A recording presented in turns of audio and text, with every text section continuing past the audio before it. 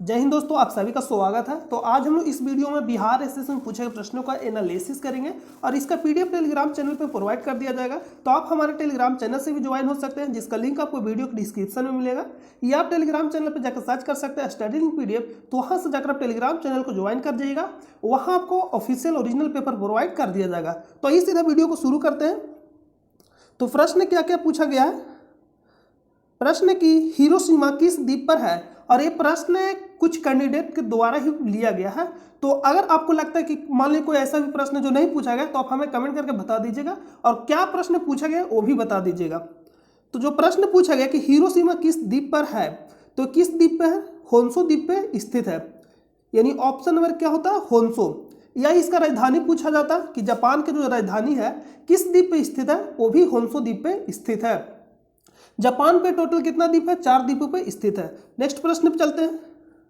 Next प्रश्न जो पूछा गया कि अनुच्छेद 35 क्या है, यानी अनुच्छेद 35 किससे संबंधित है। तो आपको मालूम है कि जो मूल अधिकार है 12 से लेकर 35 तक है, और लास्ट में जो 35 है ये कह रहा है कि मूल अधिकार, यानी जो मूल अधिकार है उसको लागू करने की विधि के बारे में चर्चा है। यानी मूल अधिकार को किस तरह से लागू किया जाएगा उसके बारे में चर्चा है अनुच्छेद 35 में। तो इसका आंसर क्या होता है? मूल अधिकार को लागू करने की विधि की चर्चा।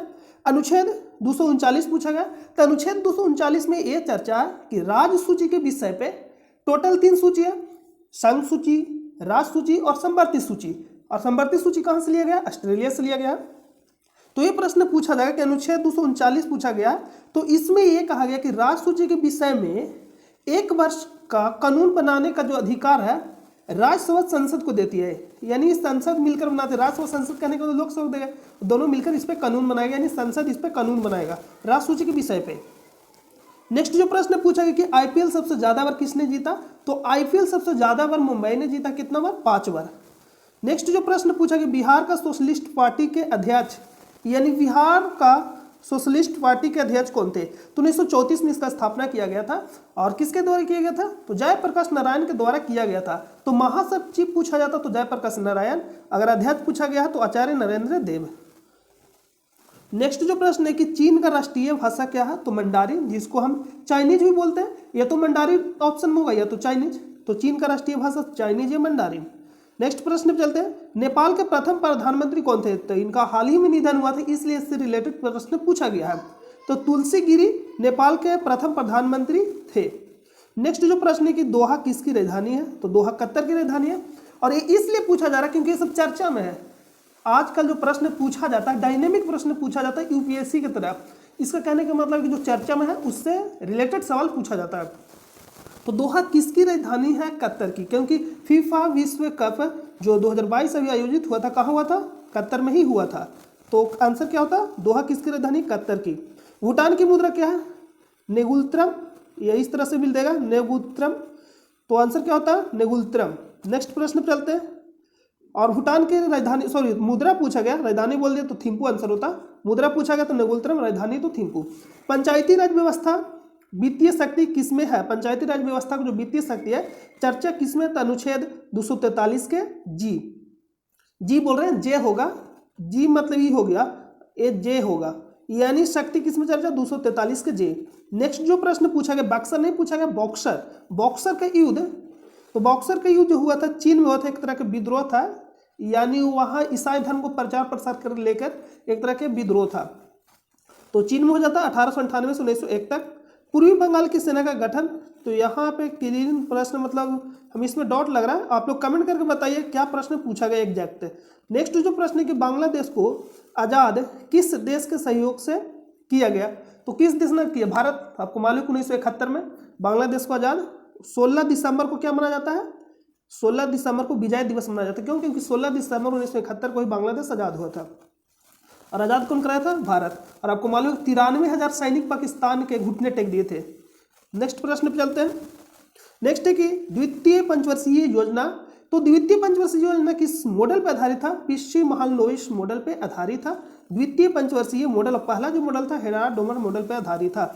नेक्स्ट जो प्रश्न पूछा गया कि हरिजन सेवक संघ को शुरू किसने किया? एम मतलब लिखा है महात्मा गांधी जी के द्वारा शुरू किया गया था हरिजन सेवक संघ को। नेक्स्ट जो प्रश्न चलते हैं, अगर आपको किसी भी प्रश्न में डाउट हो रहा है तो आप कमेंट करके बता दीजिएगा कि क्या प्रश्न एग्जैक्ट पूछा गया, या उससे आपको ऑफिशियल पेपर टेलीग्राम चैनल पर प्रोवाइड कर दिया जाएगा। नेक्स्ट जो प्रश्न पूछा गया है कि भारत से कितने देश की सीमा लगती है, तो भारत से कितने देश की सीमा लगता है आपको आसानी से देख लेना है। पाकिस्तान, अफगानिस्तान, चाइना, नेपाल, भूटान, बांग्लादेश, और इधर एक हो जाएगा म्यांमार। तो टोटल 7 आंसर होता है। बिम्स्टेक का सदस्य देश है, बिम्स्टेक का जो सदस्य देश है, सार्क में जो 2 देश है उसको हटाकर 2 जो दक्षिण पूर्वी देश है उसको ऐड कर लेना है। यानी सार्क नीचे से हम लोग लेंगे श्रीलंका, भारत, नेपाल, सार्क करें बिम्स्टेक में श्रीलंका, भारत, नेपाल, भूटान, इधर बांग्लादेश, म्यांमार, थाईलैंड। अगर आपको मैप याद है तो आप आसानी से याद कर सकते हैं। सार्क में पूछा गया था तो सार्क में कौन कौन शामिल था, वही आपका हो जाएगा मालदीव, श्रीलंका, भारत, पाकिस्तान, अफगानिस्तान, नेपाल, भूटान, बांग्लादेश।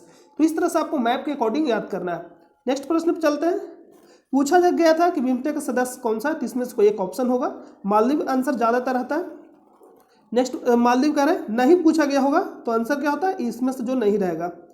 यानी इसके अलावा बिहार का शोक किसे कहा जाता है, कोसी नदी को, ये तो आप जानते हैं। अगला ओलंपिक 2024 कहाँ आयोजित किया जाएगा, तो पेरिस। नेक्स्ट प्रश्न पे चलते हैं।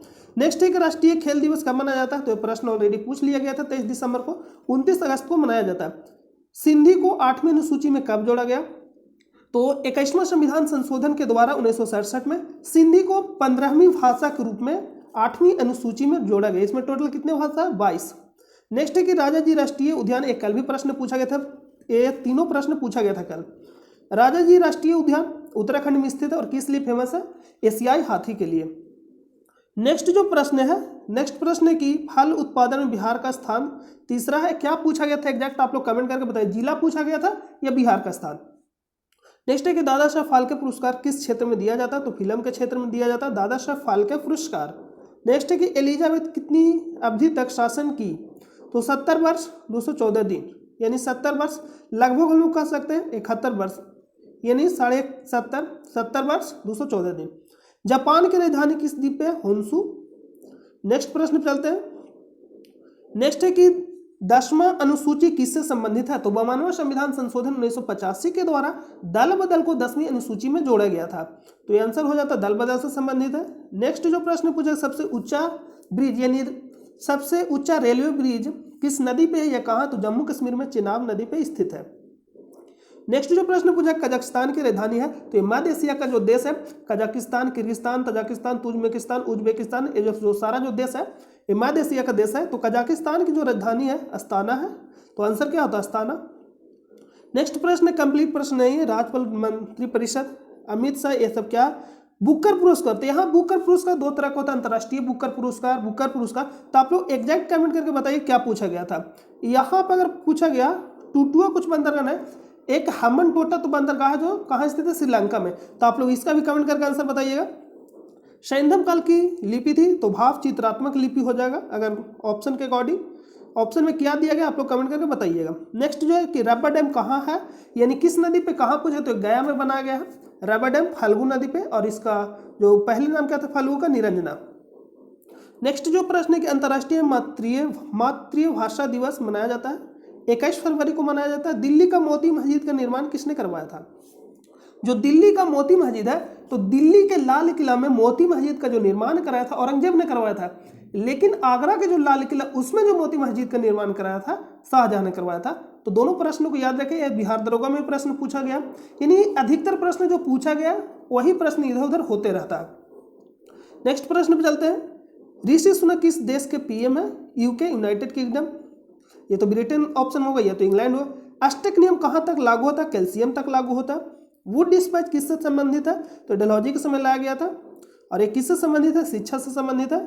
मध्याह्न भोजन योजना कब शुरू किया गया था, यानी मिड डे मील स्कीम जो कब शुरू किया गया था, 1995 में शुरू किया गया था। तो आई होप कि आपको सारा समझ में आ गया होगा, और जो ऑफिशियल पेपर आपको टेलीग्राम चैनल पर प्रोवाइड कर दिया जाएगा, तो आप हमारे टेलीग्राम चैनल से ज्वाइन हो जाइएगा, जिसका लिंक आपको वीडियो के डिस्क्रिप्शन में मिलेगा, या आप टेलीग्राम चैनल पर सर्च कर सकते हैं स्टडी लिंक PDF, वहां से भी जाकर आप ज्वाइन हो सकते हैं। तो मिलते हैं नेक्स्ट वीडियो में, तब तक के लिए अपना ख्याल रखिए। जय हिंद, जय भारत।